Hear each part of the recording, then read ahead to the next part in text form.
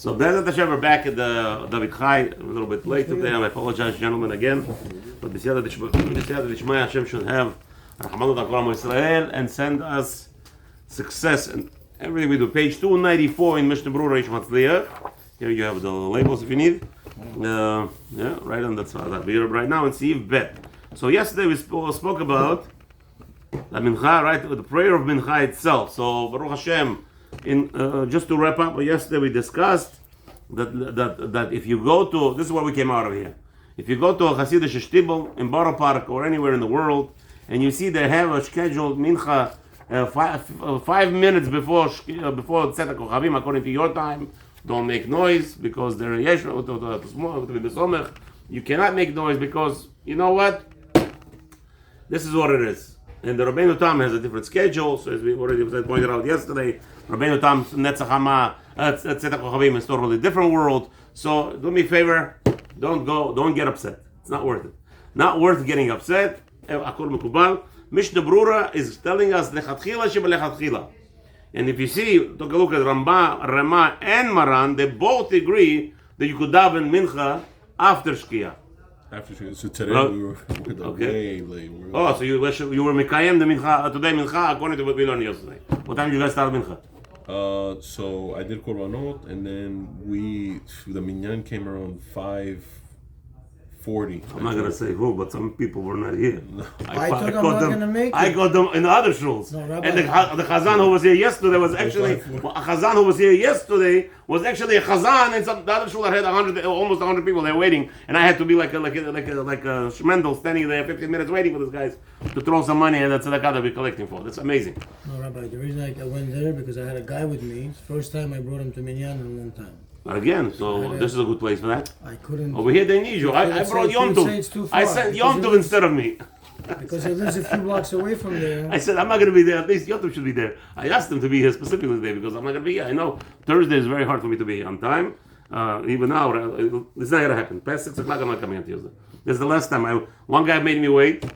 One guy, seriously, who likes to donate, he loves to donate, but made me wait. And he actually screamed at me in the middle of Shmonezer when I approached him. I'm in the middle of the Chanun. I don't approach people in the middle of Shmonezer, but in the middle of the Chanun. Alas. He screamed, no, you have to wait till the end. I said, well, usually the guy gives me a nice amount. Baruch Hashem, he gave less than usual. But Baruch Hashem, whatever. Anyway. But maybe it's a lesson for me that Limud Torah should not be postponed for anything. Limud Torah is more important. Hashem will send the money that's needed, and you know what? I'll show you next week. I'm going to play the way that I used to pay, and then it's going to be more Siyata D'Shmaya. We'll see. Siv Bet. Let's start.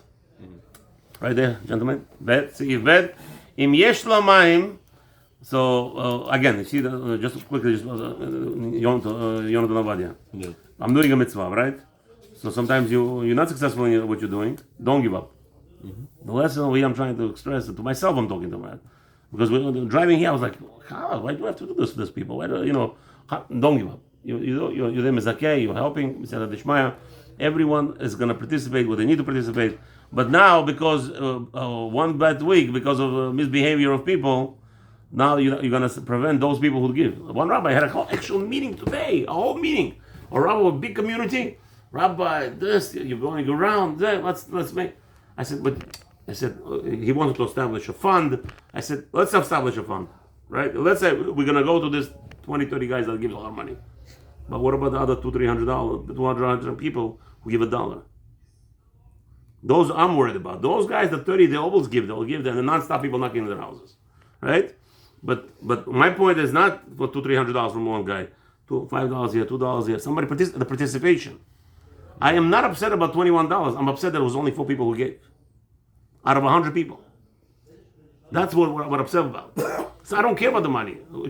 I would have preferred quarter from the 100 people there. Just to let you know. That's how stupid I am. Why? Because there's participation. So one guy tells me, Rabbi, don't collect in my shul, I'll give you $1,000. Bye-bye. And that's the condition. He says, if you collect in my shul, I'll give you permission to collect. If you collect in my shul, but I'll give you only $1,000. If you don't collect, that's your problem. I'll give you $1,000 just to stay quiet. Mm-hmm. Open your mouth, you lose $1,000. I said, I don't care about your $1,000. In the end, he gave it to me 2-3 weeks later. So I made him a bid. I collected $200. So I come to him and I said, no, where's your $1,000? He's like, Rabbi, I told you, Chalas, you lost. Later he gave it. Anyway.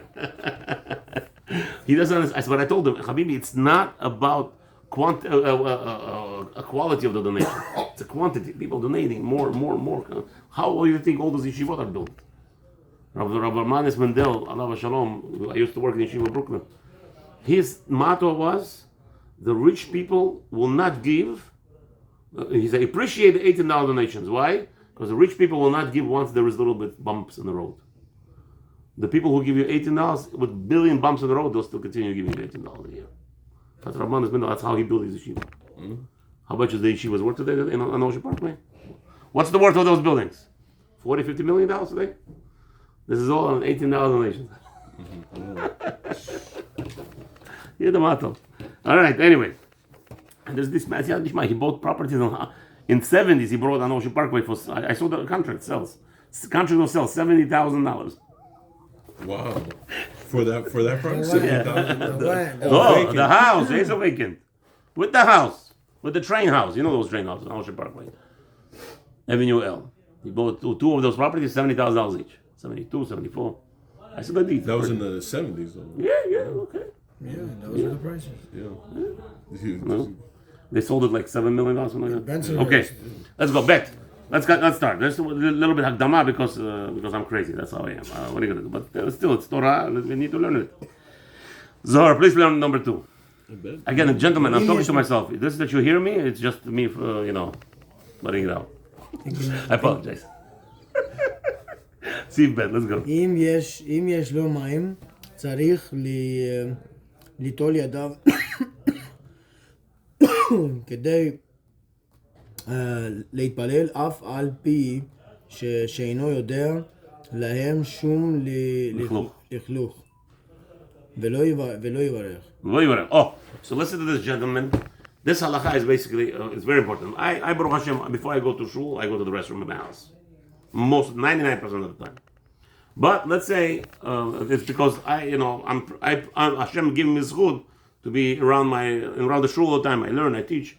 Baruch Hashem, I make money on internet, whatever it is. Maybe people don't have that luxury.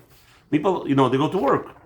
So the rabbi says here, anytime you want to come to pray tefillah, mincha, you must wash your hands, even though you were at work and everything is clean. If you don't know that you went to the bathroom before you went to the shul, which is very advisory, as if you remember we learned in Shacharit, always there's a big stress. You must clean yourself before you go to pray. Anything, okay? But let's say you didn't. So you come straight from work, must wash your hands. It's a halacha. It's not a Kabbalah. It's not a minhag. He's telling you befirush. You must wash your hands before you pray. It doesn't matter if your hands are dirty or not. What? You're coming from the office, yeah? Because you don't know what happened. Continues Ramavayan there. Yeah, it's Tzadik Bet 92. If you remember, we learned it a little bit. In Siman 92, we discussed that. What does Haggah say? Yonatan Vadia, read that. Afilo. The smaller print. Oh, smaller. Second line. So the Haggah is going to talk to is Avre Kol Jungelite. Yeah, Kol Men. Omed Milimudo Yitol Yadav Litfila. Even if a person is what? Is learning the whole day in Kolel. His hands are tabeh? For sure not. Did he scratch himself? For sure not. The Rabbi Rama says the Rama has a chumrah. Gonna scratch himself. Rama? No, if he scratch himself, he's going to go wash his hands before he learns. Can't learn with 2 hands. It's going to be the people who learn Torah for sure, they were meticulous about this. But the Rama says he's momachbir. Looks like. No, maybe he didn't notice, No, doesn't matter. Doesn't work like that. How can you be? We continue. Before we do Ish Matzliach number 1, he has a big book on Rama. ואם אין לו מים מזומנים, אין צריך ליטול. We'll go. However, if you don't, unfortunately, if you're davening, not in today's society, not in this world, I don't know where you're davening, maybe in Gaza, I don't know, there's no water.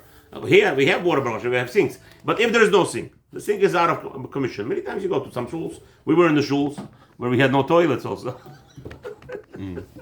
Me and Yom to go, we go back a little bit. So what are you going to do? There is no mind to wash your hands. He says, if there is no, you don't have to run around for it. So now, let's see Ish Matzliach number 1. Ish Matzliach number 1, Chevre, on the left side.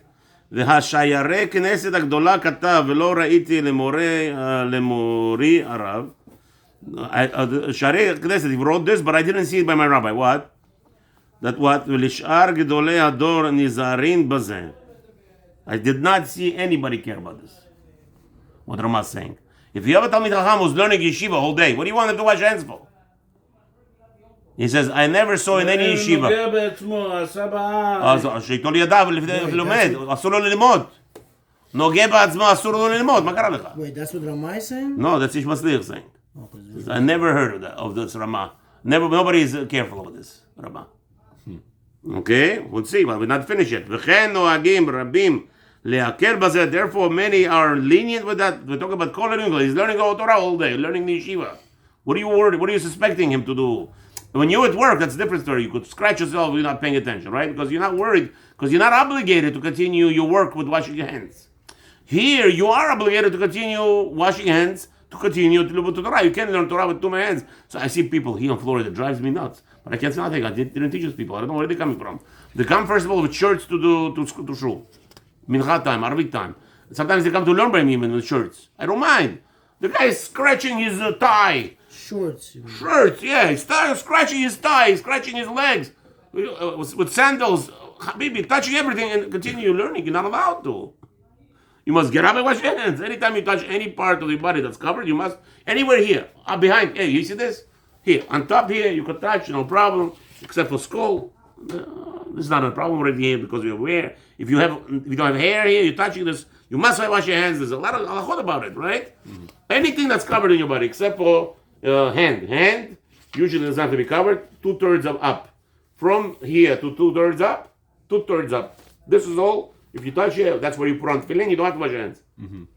You see many Hasidim, they wash their hands, right? In the Hasidic temples, if you remember, after they put on tefillin, shel yad, and rosh, they go wash their hands.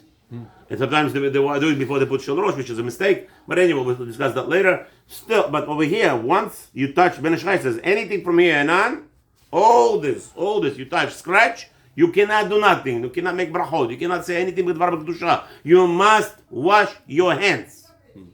So the rabbi says, I don't understand. What do you want from the? How you want the guy in the yeshiva to learn? And now you're going to tell him, no, mister, we never wash hands.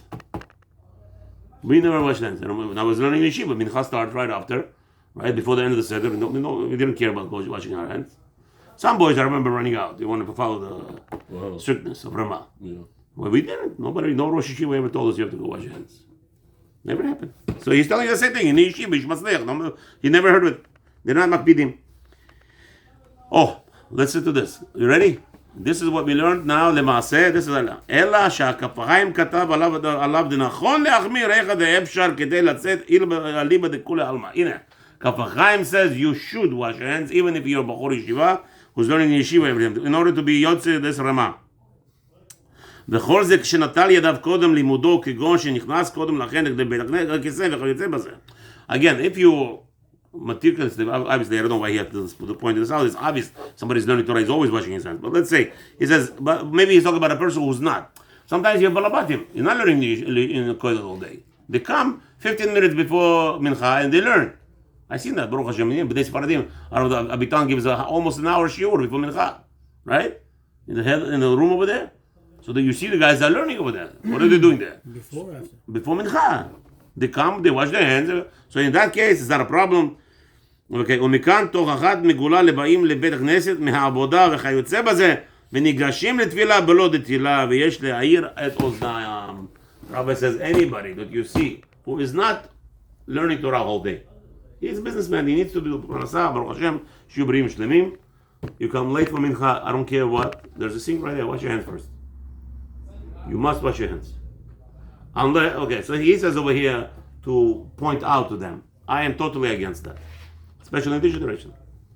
First of all, you're going to offend the person. Who are you to decide? Like I just told you, what do I do before I go to shul?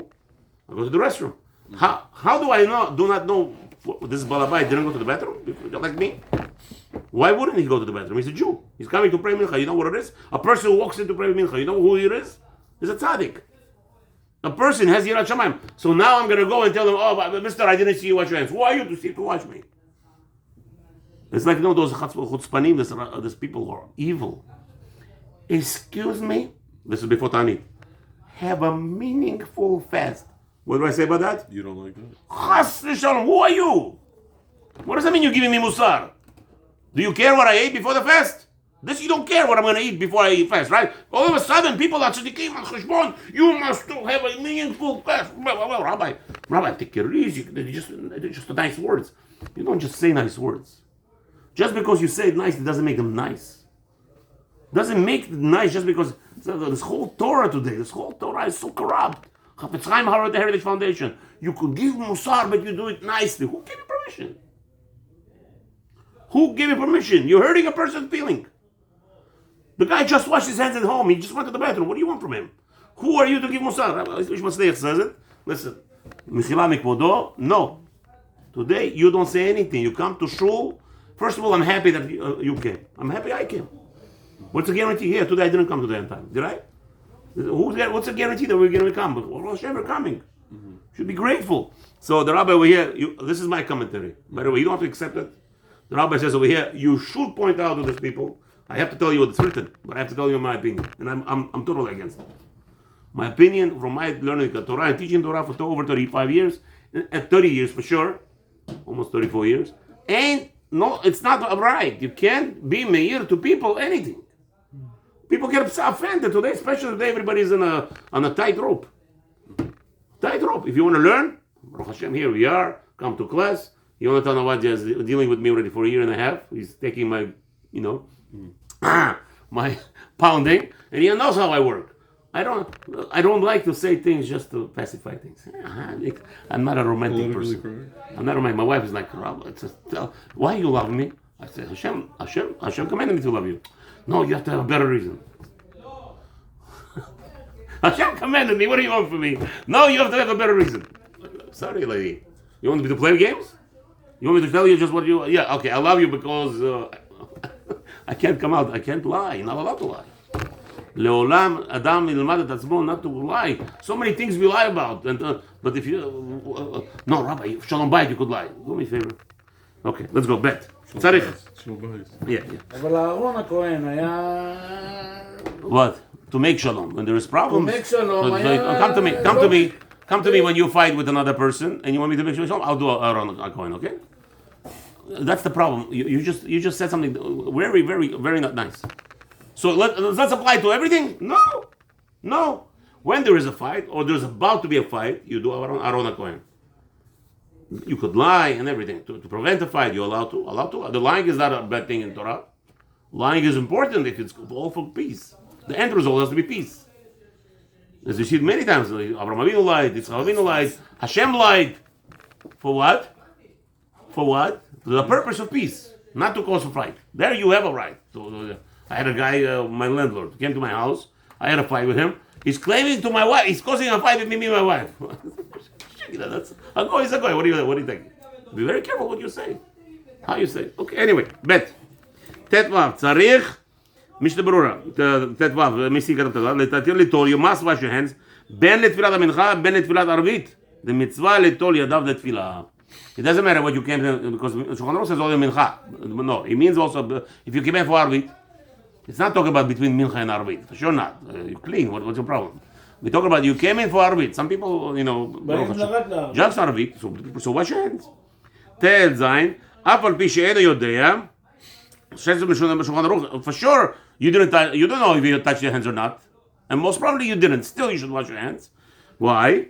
ואם נטל ידיו לתפילת המנחה ולא הסיח דתו משמירתן, that's what I was saying, Mishnah Berurah, Baruch שכיוונתי, he says that if you just wash your hands for mincha an hour ago, you're careful with your hands not to be not touch anything, then it's not a problem. אין צריך ליטול ידיו לתפילת ערבית. You don't have to, once you wash for mincha, you came into shul, you pray mincha, even if there's a speech for half an hour before arvit, still, if you're very careful with your hands, not to scratch, that's why it's a very... I don't want to go down on these people that come in with shorts or flip-flops, t-shirts and flip-flops and all those things. But things happen. It's a minyan. Be careful. Whatever. I don't mean chas v'shalom. Not if the person. This is what he's clothing. What are you going to do? Tell him to go buy a new wardrobe just to make you happy? Nobody has to buy a new wardrobe just to make somebody else happy. If the guy has it, the cover yourself. Not. We have to be coming before the king in court. When I first started keeping Shabbat, my rabbi used to make fun. I was young. He's like, what happened? He says, you can't afford the rest of the pants. What happened to the rest of the pants, right? All right, Yud Zayin. Let's see. Yud Zayin. ואין לאל, היינו מה מדובר שם, דאפילו היו ידיו מלוכלכות, נוטל ידיו לתפילה, אינו מברך. Oh, so we said like this. What's happening here? לא יברך. Why not?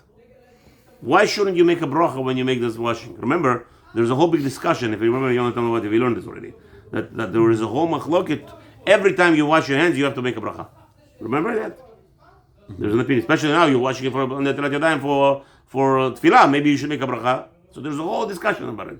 So here, B'Shulchan Aruch is telling us clearly, do not make a bracha here on netilat yadayim. Why? Okay, we already did that, because again, there's a whole discussion about it. Why the only time you make a bracha is when you're waking up in the morning. That's one time, and then every time you come out of the bathroom only. Okay, that's what the conclusion will there. We'll go there when we get there. We will recap it again. Yudchet. Milimudo. Oh, what about somebody who is getting up from limudo? Rama says, רצונו לומר, דמסתמה לא נגע באמצע הלימוד במקום מנוותוניו. It's obviously a person who's learning Torah is not going to be touching places where he's not allowed to, right? אפילו אחי מצווה לטול בשביל התפילה. Says Rama Chidush here. He says it's a beautiful concept. Remember yesterday morning, right? We're learning Halachot Shabbat today. I'm sorry, it didn't work out. But yesterday, there's a whole element of constantly having in mind Shabbat, the importance of Shabbat, right? So many things we do for that. So here too, he says the Rabbi, you're about to enter Tefillah. You do something special for this occasion. Special for your occasion, like your wife says, smile, tell me you love me, special, something special, right? Good. So tell me, create something. If you're able to, why not? I'm a hard person, maybe, I don't know. Anyway, so the Rabbi says here, do something, make an act. Maybe not. With the same thing with tefillah, with wife. Go wash your hands. You're doing something extra. And maybe I, as a person who is representing a little bit Torah, Taka should do this. If people see, why is Rabbi washing his hands? Oh, it's a good thing to wash his hands. Maybe just for that it's good. Maybe other people will look at you and be influenced by it. Maybe I'll do that myself. It's possible. Why not? Go wash your hands before prayer. And make sure people see it. See it? And maybe it's good. So it's good. I'm very meticulous. I went to the house, to the bathroom, I cleaned myself. Now, why should I wash your hands? You're right. You don't have to. But here it says something beautiful of Ramah. The importance of what? Showing importance of Mincha. Amazing. וכתב המגן אברהם דמכל מקום, אם נתן לתפילה והספיק מלימוד, אין צריך לטול שנית. המגן אברהם says, listen, you came in half hour before Mincha and you're learning there with the Rabbi. You wash your hands. Says the Magid Abraham, you don't have to wash again. No, according to Ramah, it's mashma. You came in half hour before to learn Gemara with the Rabbi Abitan. Baruch Hashem, you learn with him Gemara. Now go after the Gemara and wash your hands again just for Mincha. This is the nikuda over here. Amazing. ובשבת שמפסיקין במכירת המצוות צריכים ליטול שנית לתפילת המוסף. Wow. On Shabbat, what's happening? You have a big problem on Shabbat. After prayer, you have about 2 hours till Musaf, right? Selling, business. Everybody who goes to Aliyah, everybody's busy, right? Says, before Musaf, go now wash your hands again. Rama. Mishnah. Unless you know for certain that you didn't touch anybody's hands, or you didn't touch any of your parts of your body which you have to wash, or even touch your foot, shoes. והאליה רבה כתב, דכל זמן שהם בבית המדרש, מן הסתם אין כאן נסח דת וכן מנהג. Why don't we see the people doing that before Musaf wash your hands? I never saw anybody do it in my life yet. Wash before. He says, Eliyah Rabbah says, since most people in the shul, they were even if they meticulous. use the bathroom? No, they use the bathroom for sure. I'm saying, I never saw before Musaf, we put away the Torah. I never saw any rabbi go and wash their hands for Musaf. That's already a little bit too much extreme. That's a little bit too much extreme. Okay? So it says that's not custom. Mishnah Berurah says it, and that's why you will never see it. I never saw it in my life. And Baruch Hashem, I'm not a young boy. I've been to places.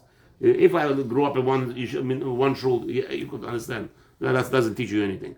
But I went in Israel. I was so many different makomot, many different countries, and never saw it. Yud Tet. But I tell you, I saw a lot of things in Italian main shul. The Italian main shul, even in the middle of the week, I think they opened the Chal and the whole singing, balagan over there. The stuff was going on over there. You never see in your life that. Chachmei Italia, they have their own minhagim. Ashkenaz, I don't. Are they considered Sephardi? Yeah, the big. I always thought the Italians are Sephardim, but when you came to the big shul, the main shul of Italy is Ashkenaz. Mamash Ashkenaz. And they have different. The whole different world. Okay. I hope I didn't walk in. No, but you have to be careful. Spanish shul in Philadelphia? No Kabbalah in it. Habibi, you got to be so careful which shul you walk into. You know, because I was talking to my Halachot, he tells me, in Israel there's a whole, like a cult, Shomrim, they're called? Shomranim, Shem Rachem, Shumronim, forget about it. It's totally like, they sacrifice a Pesach Korban until today. What? So you'll be very surprised. They have Torah and they look like with the kippot, so they look like real 100% Jews. Then they say we're not Jews. But good thing is they're saying that themselves they're not Jews, which is a good thing. Because a lot of people will get mixed up with it. Yeah. Okay, Yud Tet, Latfilah. So let's get a few more lines and finish the Siman, and we'll take a break after Shabbos. Okay, Yud Tet Latfilah. So where is this Yud Tet?